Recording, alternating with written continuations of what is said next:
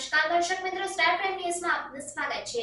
તિથિ મુજબ પ્રથમ જ્યોતિર્લિંગ શ્રી સોમનાથ મંદિરના 74મા સ્થાપના દિવસની ઉજવણી પ્રભાસ તીર્થમાં કરવામાં આવી।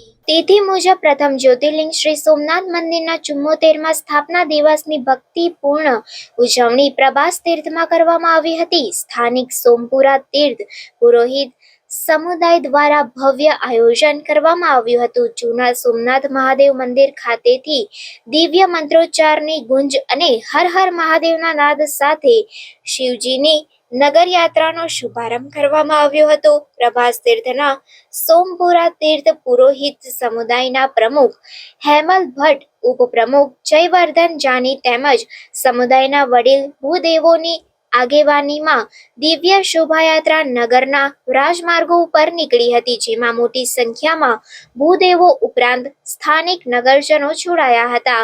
નગરના જુદા જુદા સ્થળે હિન્દુ સમુદાયો દ્વારા શિવજીની પાલખી યાત્રાનું સ્વાગત અને અભિવાદન કરાયું હતું। શિવજીની પાલખી યાત્રામાં ખાસ નાસિકથી ઢોલની ટીમ આવી હતી, જેઓએ નાસિક ઢોલની અદ્ભુત પ્રસ્તુતિ રજૂ કરી હતી, જે પાલખી યાત્રાનું આકર્ષણનું કેન્દ્ર બની હતી।